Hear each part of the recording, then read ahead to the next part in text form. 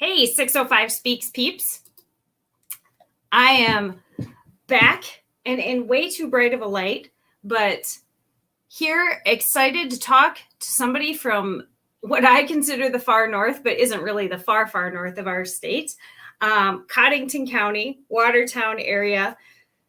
You may know and love this person as an area comic and also promoter of lots of public social entertainment events up in that area, the Watertown Aberdeen quadrant up there.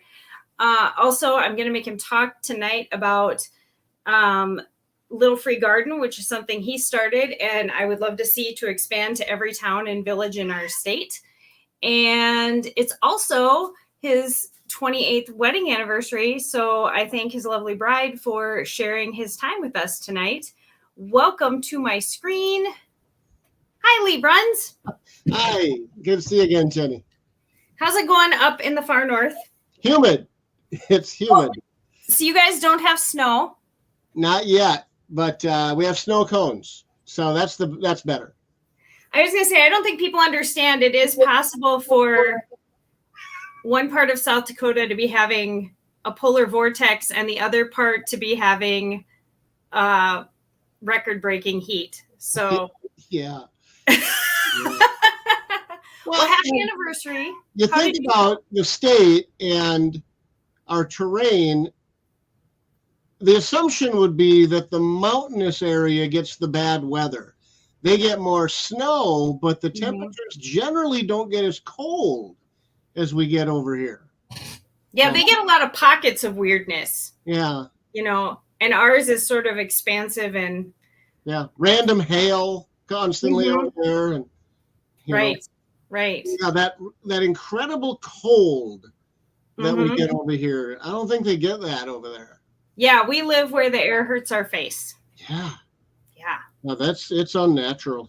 You know, you can't acclimate when you go from literally 35 degrees below zero to 100 degrees above zero. That's too big of a range. Humans don't acclimate to that.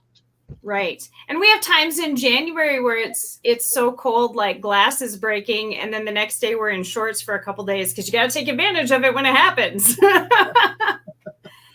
So how did you celebrate your anniversary? My wife and eldest daughter were in a craft show and they have to go back tomorrow. And they're selling her paintings and candles, resin sculptures that she makes. And they spent all day there and then they have to go back tomorrow. So I took care of a couple of the kids and Sam and Donna were at the craft show.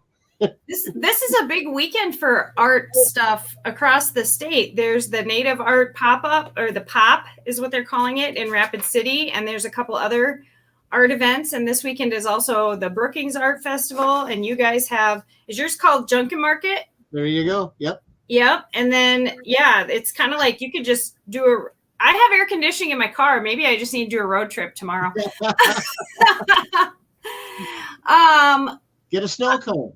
Yes, get a snow cone. There's a family there doing a pop-up stand selling snow cones around town. They set up all their equipment, they move around town.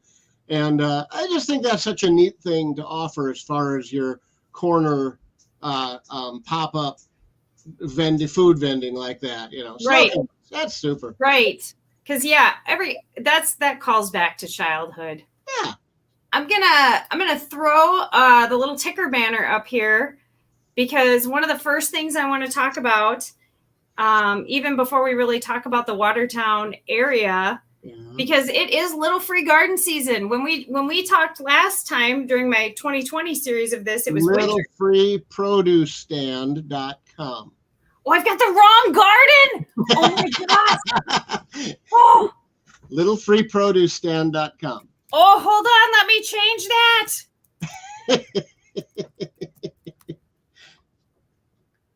Oh, yeah, that looks a lot more like the pictures you've sent me. I just thought maybe you updated the page. Oh, yeah. That looks, that's full Marge there, Jenny.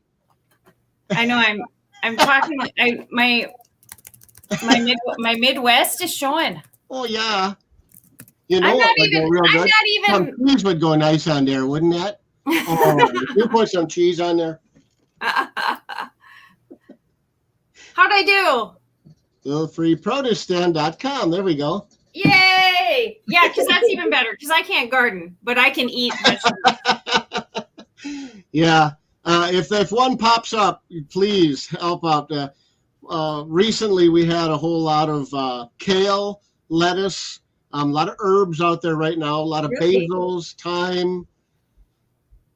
We've got 4 of the produce stands right here in Watertown now. Oh, really? That's awesome. Because it's too hot to eat anything other than lettuce right now. Right. Yeah. And the only cooking anyone's doing is out on the grill. It's too hot to fire up the oven. So you need those lettuce and tomatoes for your burgers. Right. Exactly. A lot of people getting green tomatoes right now, too. I know a lot of people do like the green tomatoes. We always let ours ripen so we can make stuff. But now I've always heard, though, and I have eaten green tomatoes. Tomatoes are my favorite fruit. I love them. I eat them just raw like an apple. I put salt on them, whatever. Tomato sandwiches are amazing. But I've always heard that because it's a belladonna, you've got to be careful about the green. Nah. Just don't eat the plant. Well, I've heard the green tomatoes are you just got to be careful. Is it? But no? No. Maybe it's neutralized by the cooking process or something. That could be. Yeah, because I don't think there's a lot of people eating them raw. It's not as pleasant. And fry them. Yeah. Nature's most perfect cooking method, I think. Is fried. My last episode, we talked about chislic and how no one understands what that is. Yeah. That comes under fried vegetables. No, wait, that's not a vegetable. Fried delicacies. There you go. Tell us about Watertown, South Dakota, sir. What is, if you are not from the Watertown area and not familiar with it, what is the #1 place you recommend people make time to visit? Bramble Park Zoo. We have a fantastic zoo, and it always freaks people out because especially people from Sioux Falls, because they go, "Oh, we've got the Great Plains Zoo." That's a fine zoo. You have rhinoceros and giraffe. We have snow monkeys now. You have you have the snow monkeys, which we don't have. That said, we've got a fantastic zoo. We've got sloths, bears. You guys have a really nice big cat exhibit. I know that. Yeah. Snow leopards. But yeah, we've got this fantastic zoo, and it always surprises people. It's one of only 2 accredited zoos in the state of South Dakota. Very nice. Very nice. And you recently, we'll give a plug to an event that already happened, but does that happen yearly? Do you do a comic event at the zoo yearly? Right. It's called Sippin' Safari, and it's an evening adults only event at the Bramble Park Zoo. And there'll be, 20 different tables to sample different alcohols, wines, beers, locally made spirits, as well as all the restaurants set up so you can sample all the restaurant foods. And then there'll be 5 different entertainment pods. So you'll have 4 different musical performances spread throughout the zoo, and then our stage doing stand-up comedy. Do they have you by the parrots so you have automatic hecklers? No. We had a really nice backdrop. So we were supposed to be by the lemurs. And then when they saw we had a big banner to hang up behind us, they went, we'll move you to the big stage. So we were on the main stage. And the downside of that is you're looking straight into the setting sun. Then you can't see if people look confused by your jokes. Right.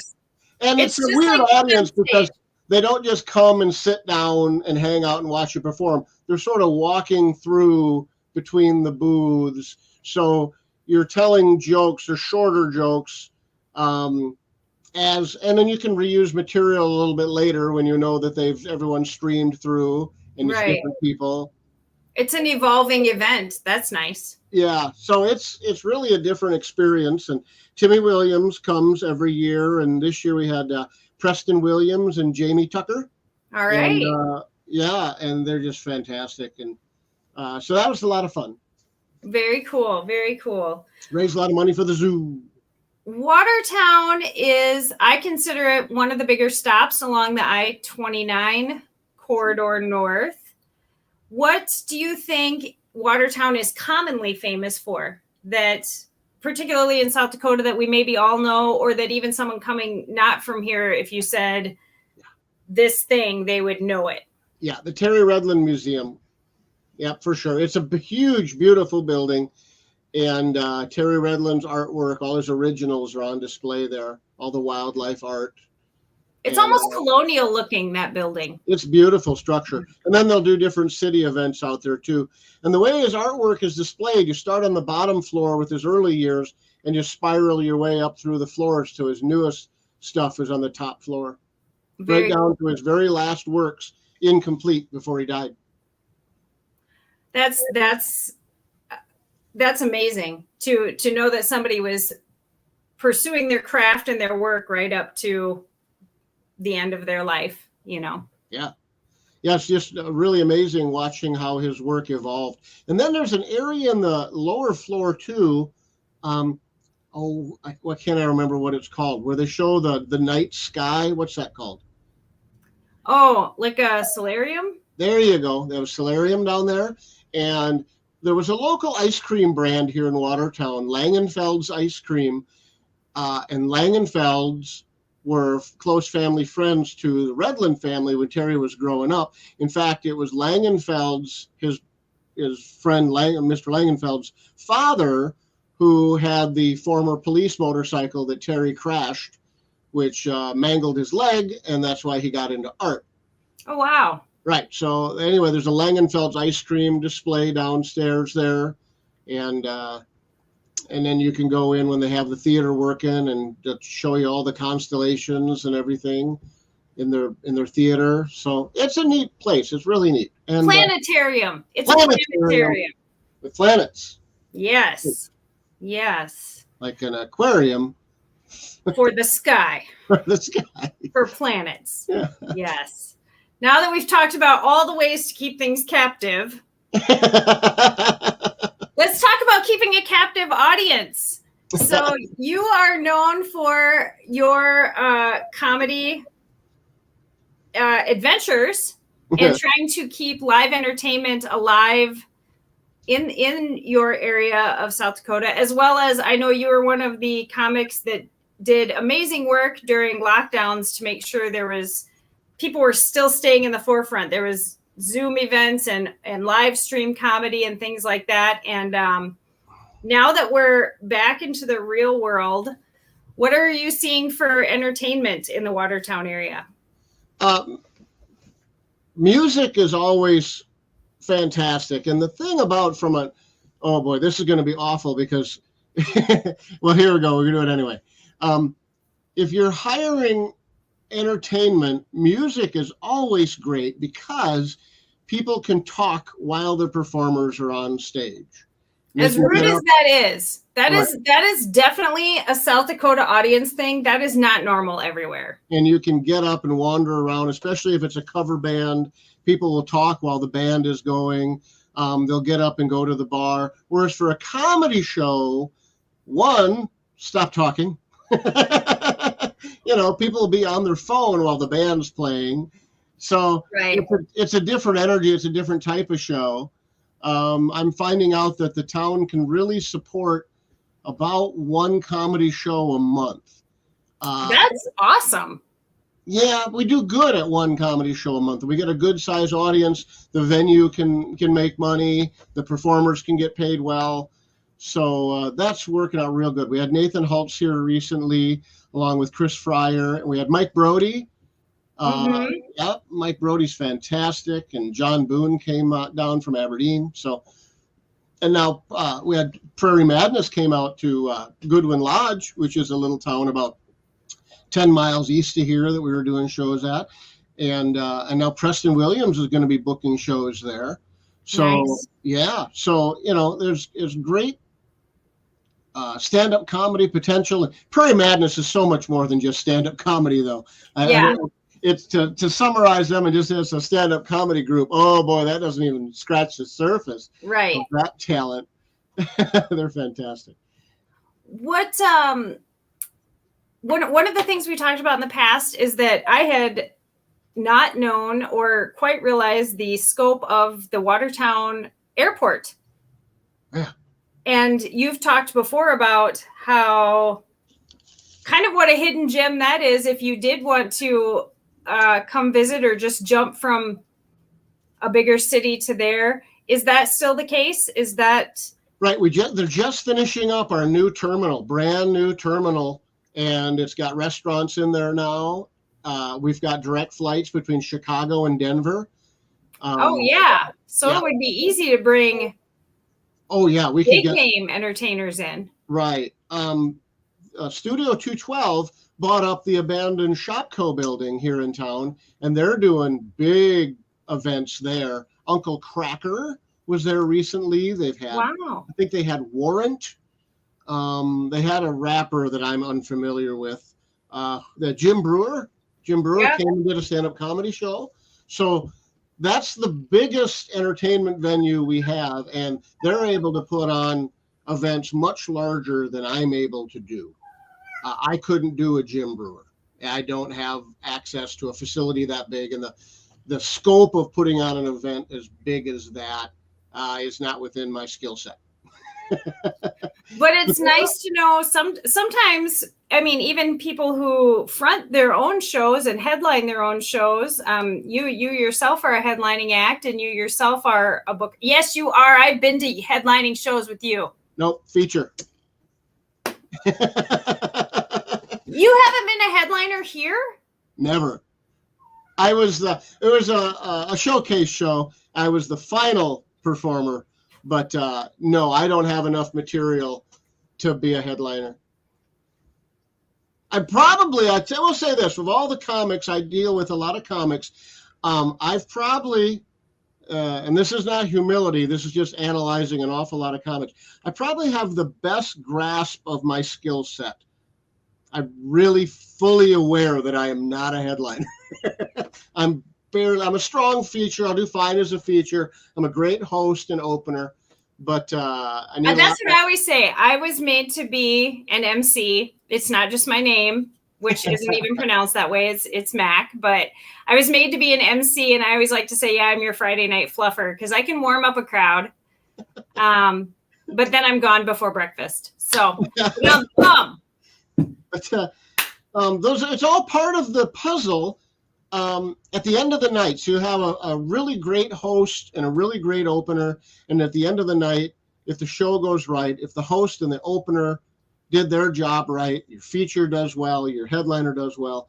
And the same guy that can go in as a feature one night comes back as a host opener the next. But at the end of the night, the audience will go shake that feature's hand, and they'll never really understand that the reason that show went as well as it did because you had a good host opener. Right. But that is their job, though. They're not supposed to shine. The headliners to shine, the features to shine. But it's interesting because you'll have someone like Preston Williams who's a headliner, and he'll be a host and an opener at the end of the night. No one will shake his hand, This guy the next night will be headlining the show. So it's nice when someone has the skill set to fill all the positions and they understand how a show functions. Right. When people are not buying tickets to local shows, as everyone should be doing, what are they doing to make their money to buy tickets to local shows and support local venues? What do you think is the either most common or largest employer in your area? Telelect. Telelect is the largest employer in Watertown. And tell me what that is. Telelect makes all of your boom trucks for all your utility workers, and they ship them all over the world. And there's a lot of other companies in town that make parts and sub-assemblies for them. So directly, they're our largest employer in town, but indirectly, they're even bigger than that. So The company I work for, Telelect, is probably one of our top 5 customers. And we do a lot of sub-assemblies for them and send them over, and they assemble all your boom trucks. So during the height of the pandemic, we were all issued a whole bunch of federal papers saying that, oh no, you're going to work.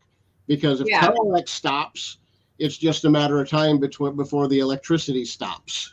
Oh yeah. Oh These yeah. service trucks and replacement parts to keep all the existing service trucks. And they've bought up some of their competitors. So it's not just Telelec brand trucks now. It's also High Ranger is one brand. And I'm sure there's a half dozen more that they're selling service parts to keep those older trucks going still. Yeah, and because obviously in this last few days with the big storm we had and the power outages, I mean, for when a city the size of Sioux Falls goes without power for 2 to 3 days, it's the necessity of those utility workers and tradesmen and the linemen. It becomes very, very obvious Yeah. what we need them for. So if you get up near the Terry Redland Museum, you'll see a massive, huge new building. Telelec just built a whole new facility. So they used to have a bunch of plants spread out more. Now it's all one great big facility there now. nice. That's huge. Are you guys, for your area, would you consider Watertown the center for medical care? What's your hospital and healthcare facilities like? Prairie Lakes and Prairie Lakes Healthcare Center. And thankfully, I haven't needed it a whole lot, but they also have a fantastic helicopter that they are quick to take people to Sioux Falls when needed. And sometimes something as, I won't say simple, but heart attacks. My father had a heart attack here locally, and they were quick to go, nope, you'd be better off in Sioux Falls. Chuck them on a helicopter, zip them to Sioux Falls quick. Right, so right. I think it's not just a matter of what can they do, but knowing what they can't do and getting people to the places. And having the resource to move a person. To move them. Yeah. Yes, yes. So the helicopter flies over every now and then when they're moving someone to Sioux Falls. But it also, if someone really needs to be moved quickly from, say, Clear Lake. Exactly. So they've got that facility and move people quicker. And then we've got 3 different ambulance dispatch contracts. centers. 3 different ambulance services up there, huh? It's one service. It's all municipality, but they're from 3 different launch points, depending on who's closer. So it shortens the time between making the call and the response time. Yeah. And you mentioned Clear Lake. That's just kind of on the other side of the interstate from you. No, that's Kransburg. But Clear Lake's down off I-29 a bit between here and Brookings. But, that's a fair-sized town. It's going to have the biggest hospital. It's going to lead me into the question of housing. First, I know I was interested in the past when you talked about the unique and maybe not the best way the housing scenario is in Watertown. But I know in Clear Lake, they just recently closed the nursing home, the Good Sam nursing home. We're seeing closures of that all over. What is housing like if somebody is elderly and needs skilled care in Watertown? They just opened a new apartment complex they built. But what's happened all across town is real estate investors, every single house that comes up for sale gets snatched up and then turned around and turned into rental property. So if you put a house for sale that's $180,000, it gets instantly snatched up by one of these millionaires, billionaires, and rented back out. So trying to find rental property in Watertown for under $1,000 a month is hard. And people on limited incomes for $650, $700 a month, that's hard. Hopefully this new senior apartment complex that just opened up helps, but I'm sure we have vastly more people in need than we have apartments. But housing prices are insane. It's like it was $200,000 before. That was the average home price in Watertown, was $200,000. That was like 4 years ago. So what is it now? $300,000? Right. And the new construction is going. And that's you're not talking a beautiful lakeside mansion, because you do have beautiful lakeside right there. Yeah. You're talking ordinary run of the mill neighborhood. Yeah. It's it's crazy, and I don't know how it's sustainable, but when you've got an entire town of you're either incredibly wealthy or renting and not much in between the two. I feel like my city, that's what Sioux Falls is becoming in. We have amazing sources of wealth or people that are hoarding the wealth, and then we have abject poverty. Yeah. Like the middle is not very middle anymore. No. There's I don't know. The math doesn't seem to work to me. I don't understand how it can keep up. And we bought this place for $25,000 and we doubled its size, but I'm at 1,450 square feet on a corner across from the tech school, and this is a $190,000 house now, and that's crazy. I don't understand it. it. Smarter people than me or just wealthier. I don't know what's going to happen, but I feel so bad for a young couple starting off wanting to buy their first home. Wow. What are they supposed to do? Right. I don't think we see as much of that as we did in the past. No. $16 an hour jobs, $20 an hour jobs, but when you're looking at $1,200 a month rent. Right. And no health benefits, and God forbid you have a baby or break a leg. Yeah. That's one of the hard parts. Definitely. Let's talk about the tech school, though, that you guys have. Great, nationally known tech school. Number one in the country. Yep. Has had a president visit. Mm-hmm. A president I like. I'm continue to vote for his wife to be our next president. There you go. But yeah, tell us about your tech school. Well, they're building on again. They're putting in a skywalk so they can connect the southern part to the northern part. They just bought up a bunch more houses straight that way, and they're turning that into their parking lot because that way they just are putting in a gigantic new additional building, and then across the street they put up a lab. And I haven't really got the tour of it, but I think the diesel technology, the renewable energy program's doing great. The auto body repair is doing great. So all of their diesel techs, they make bank. All of the courses they offer, and then they've dropped some courses over time as the economy has changed and added new courses. And, they just keep adapting to what the market needs. And we've got several guys at work. I can think of 3 of them off the top of my head that with the Build Dakota scholarships, they got their degrees through Lake Erie, and then they just have to be employed with us for 5 years, and all their student loans are covered. They're done. So that's amazing. Yeah. That's amazing. Do they have a program for 3D printing? Tell me about 3D printing Lebrons. I keep waiting to turn on my... It's no longer a thing. These things are about as ubiquitous as a microwave oven. I know, yeah. But I don't have one, and I don't understand it. And I keep thinking I'm going to turn it on and turn on the Facebook and see that Lee has 3D printed himself an Iron Man suit. Yeah, I work for practical stuff. So as nice as the Yoda figurines and the Iron Man suits, those are neat, and other people like making that stuff. Super. I'm making brackets. I'm looking around my desktop right now. Oh, here. My pig, one of my pigs. And so I 3D printed these pigs with no hole in the bottom. And this one I painted in pink because I had green filament. Yeah. But yeah, so there's different types of filament. Well, how will you ever get your money back out? I'm gonna have to break the pig. That pig's almost full.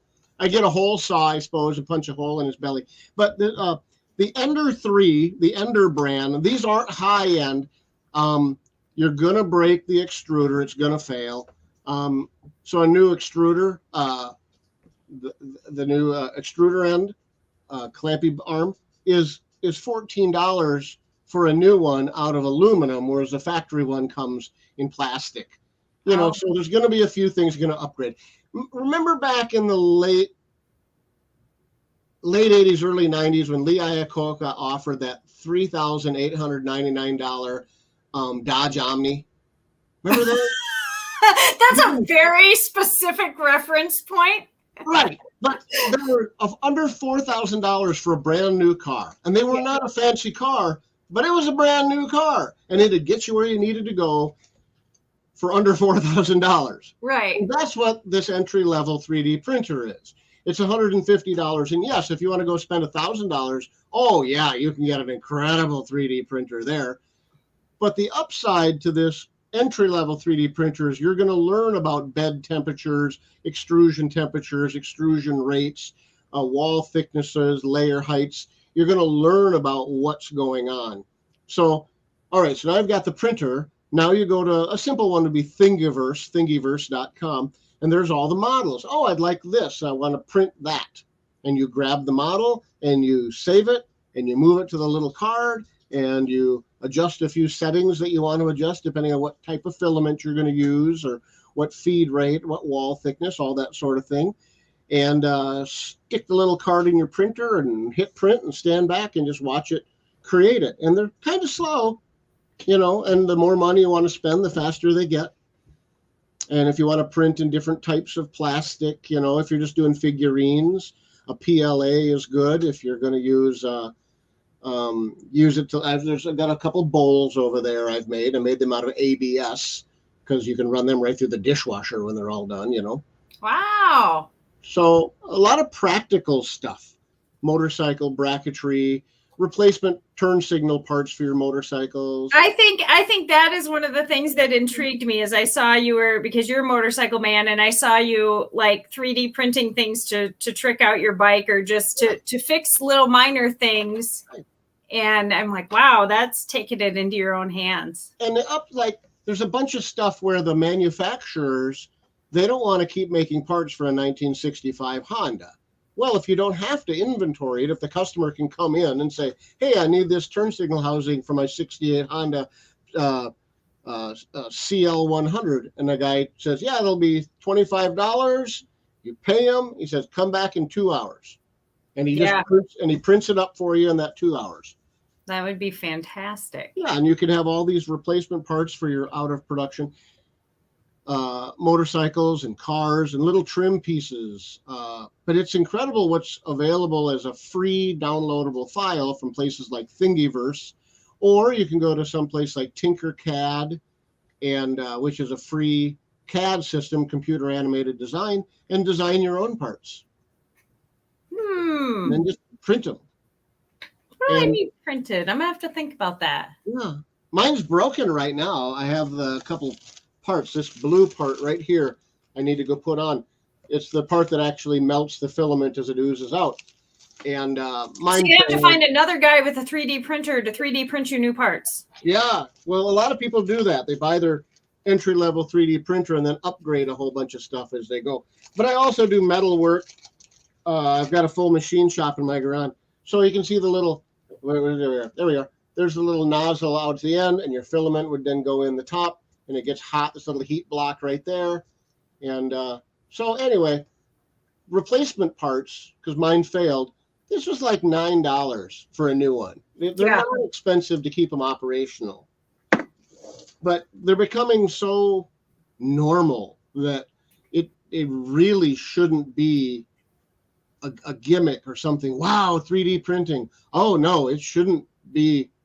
They've gotten pretty cool, you know. And there's different things I wouldn't ask them to do, like I 3D printed a guitar bracket and I printed it out of the wrong kind of filament. And then things like if the arm is sticking out this way, well then don't print it this way so your feed lines go this way.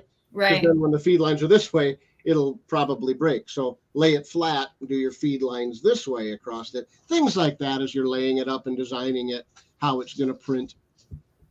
But, very cool. Yeah, 3D printing has just become so mainstream. Not in my stream. I don't know. That crazy technology. I'm still back at trying to decide what color tomatoes I can eat. We grew these one tomatoes one year, and they were a special tomato, and they never turn red. They stayed green even when they were fully ripe. Oh, that's which is weird. a terrible idea because you have no idea when they're ripe. Yeah, how do you know when to eat them? Right, exactly. They'd end up over ripening and splitting open before you realize they were ripe. That's a bad idea. That's an awful idea. What is something that when other South Dakotans describe your area of our state, that when we tell somebody about it, we are getting it wrong? You know, I'm surprised how many people come to Watertown and they'll comment and they think they're being amusing to comics will do this. Like, yeah, they call this place Watertown. I haven't seen any water.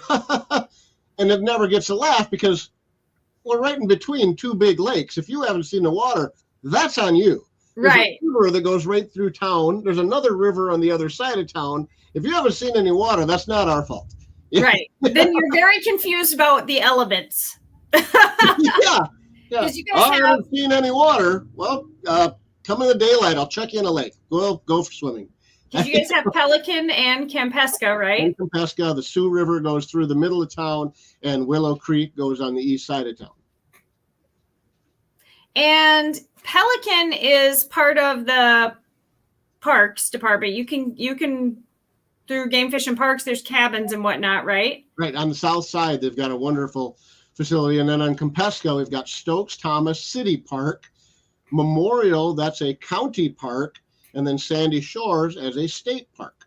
Okay. We've got city, county, and state parks all on Kampesca. And then on Pelican, we have the state park.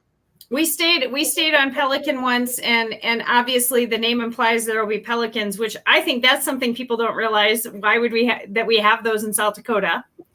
Because you're thinking Finding Nemo, they're out by the ocean, but also I did not realize that pelican are just as gangster as geese. At the time I had my pit bulls with me, and they were terrified of whatever those dinosaur creatures were. The pelicans were not afraid of the dogs, and the dogs were very confused by what the pelicans were. Now they're big. They'll sit in the river right at the spillway and just wait for the fish to come over the spillway. So there'll be like 20 of them right in the middle of town on Highway 212 hanging out at the spillway there. Yeah, and if you're not familiar or you don't know that's going to be there, that's something where you're like, did I just see what I think I saw? It's kind of like when you see herons. A lot of times when you see a heron lift off, it's like, is that a pterodactyl? What was that? So yeah. we do have some unique wildlife. We have more than just the buffalo. A lot of vultures. Yeah. Vultures. We got so many vultures, and they kind of hang out down by below the hospital, below that's creepy. Millette House. No, Millette House, that's an interesting one. The first governor of South Dakota lived here. Mm-hmm. So his mansion sits up on the hill overlooking the railroad tracks there. It's all restored and everything. And there's a tree roosting area for all the vultures really near there. So a lot of vultures. Vultures. We see that in Sioux Falls a lot. There's a lot. They try and roost at Kello. Yeah. I don't know. On the big antenna? Yeah. Yes. What, speaking of big antennas, what is your local media options up there? If somebody wants to watch the local news, where are they tuning into? And what about print media? Do you have local papers? Our local paper is kind of done. It still is in print, but it's been totally farmed out to someplace out of state, the Watertown Public Opinion. So they're not really viable anymore. It's about as thick as a postcard. It's just nothing left to it. As far as radio, we've got a lot of radio. KXLG does puts a lot of effort in. So their news, and they really go into details, and they send reporters to all the city council meetings. Kix 96 and Watertown Radio, they've got about 6 channels there. But KXLG FM puts the most effort into being Watertown's local news source. So your paper kind of folding, huh? Mm-hmm. Has that been over the last couple years, or did that start prior to pandemic? It started before the pandemic. So I used to write for a publication called Minnesota Motorcycle Monthly. And then before that, I wrote for Easy Rider and the Horseback Street Chopper. So here's how the publishing business works.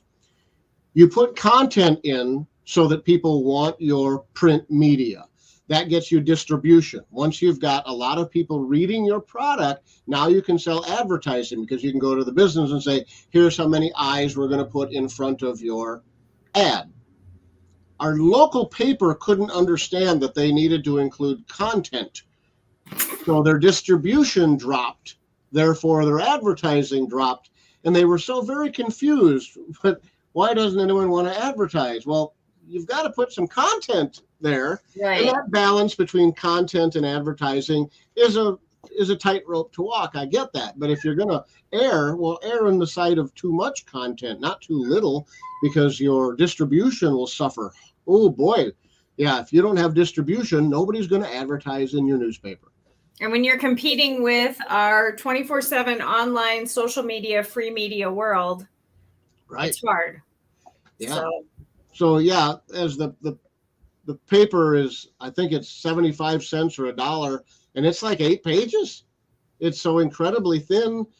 I'm sure their subscription rates are just awful. And if you glance at the front page when it's sitting there at the counter of the convenience store, that's pretty much the whole paper. Yeah, you've seen what you need to see. Yeah. So they ran themselves out of business. What I'm getting at here. We are in a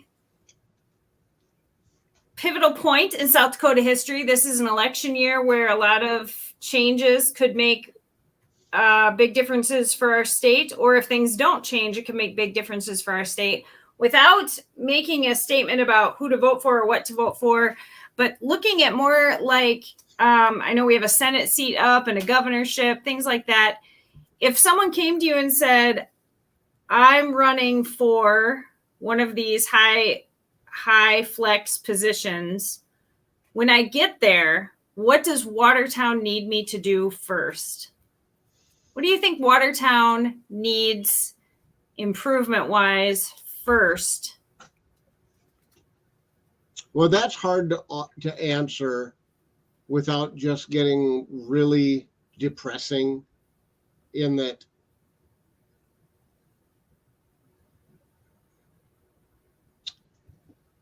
the extreme movement to the far right has done so much damage, and the entire movement seems to just be motivated on not what can elected officials do to help.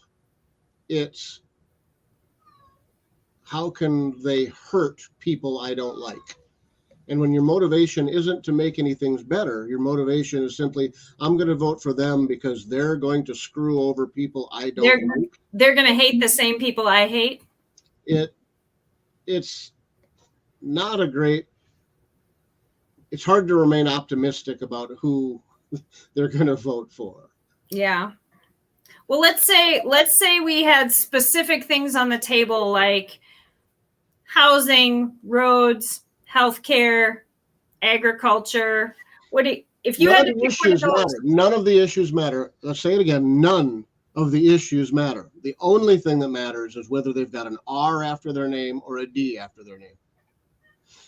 I'm 54 years old, and I lived 50 years of my life watching the Democratic liberal movement ask for import tariffs on imported products to level the playing field for U.S. manufacturers. And Hillary Clinton ran back in 2016 saying that she wanted to put in place import tariffs, as Democrats have been asking for forever, while her competition for the office of president said, we will have the greatest, it'll be the best, it'll be great, it'll be wonderful, and never gave any details. But the Republican Party, for my entire life, was opposed to any sort of tariffs. They fought tooth and nail against tariffs for lifetimes. And then Donald Trump took office, And with the flip of a light switch, Republicans were instantly in favor of import tariffs to help American manufacturers, and Democrats were instantly opposed to import tariffs. This drives home the point that claims of what people want are based on thought, completely blown out of the water. Mm-hmm. What they want is a guy with an R after their name, and that's the only thing that matters.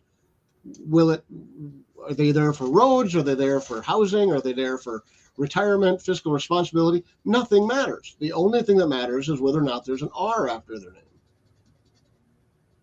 I think, regardless of what letters might be after your name, I think that I consider you a voice for people. I mean, you're not running for office or anything like that. And like, just as I said to someone else that I recorded with, all of the really good people don't run for office because we're busy on the ground.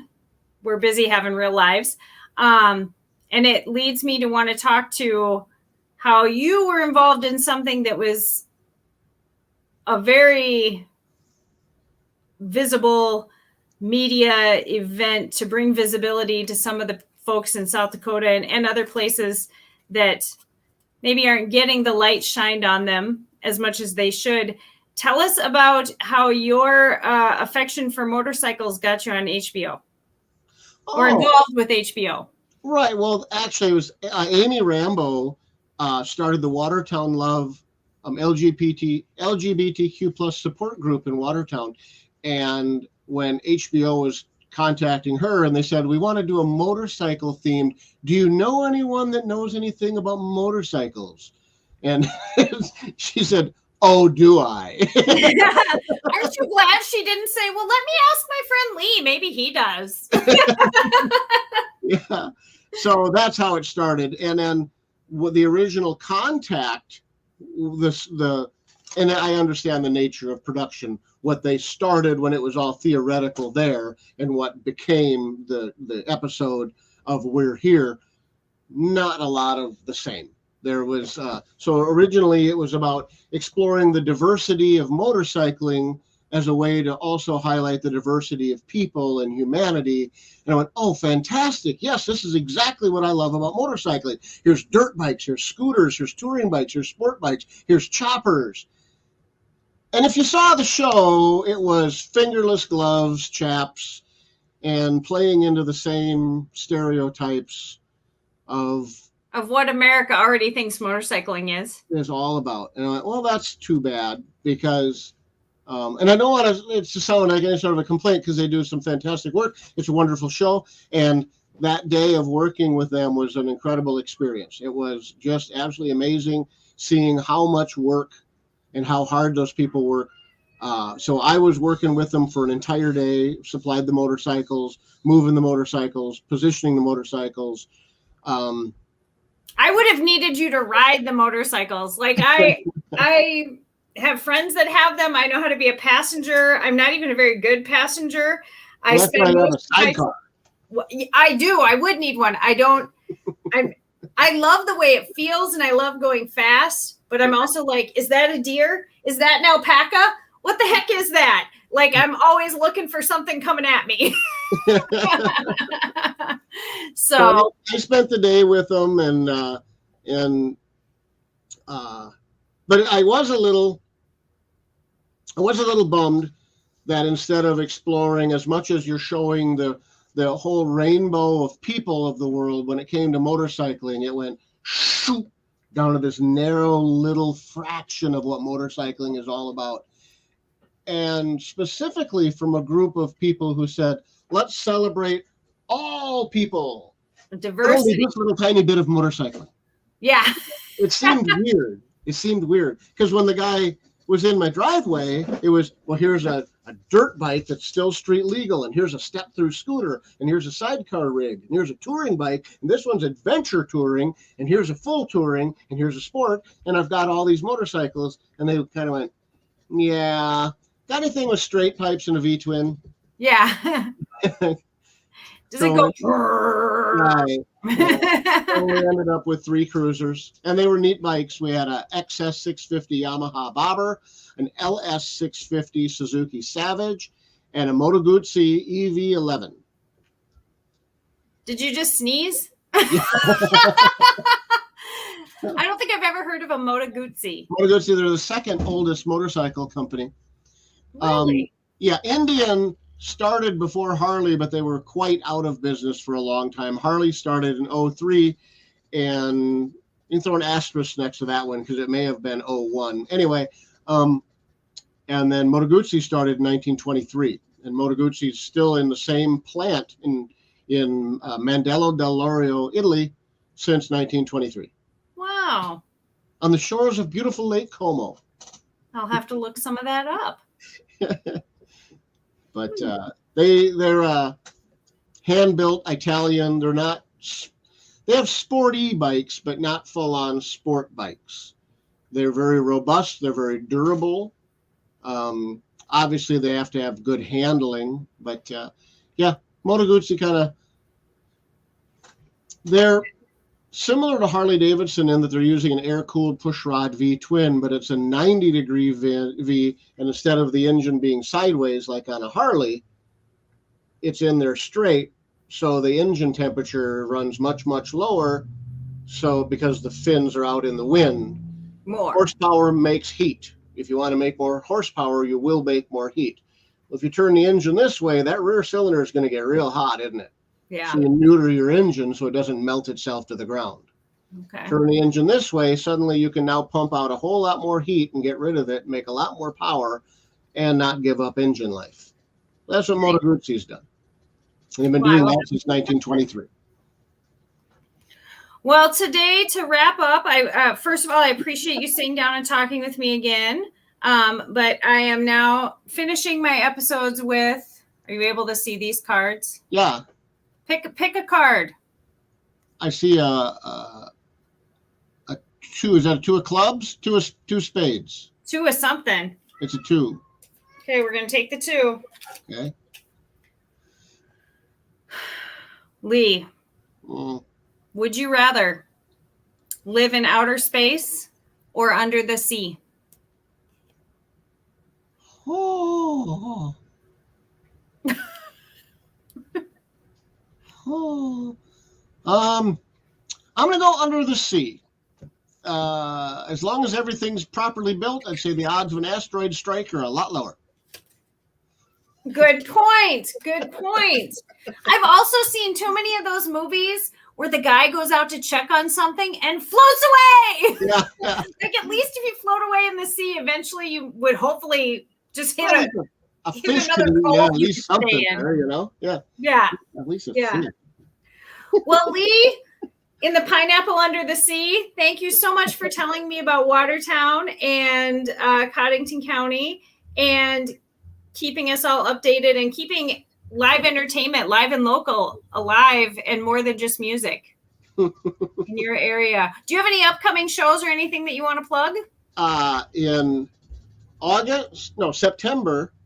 In September, I'll be at Shady Beach Resort featuring for Nathan Holtz. And then Nathan and I will be down in Nebraska in late September, where I'll also be auctioneering at a fundraiser. Do you do real auctioneering? Do you have the voice? Yeah. Like you went to auctioneering school? Right, yeah. I'm a certified auctioneer, yeah.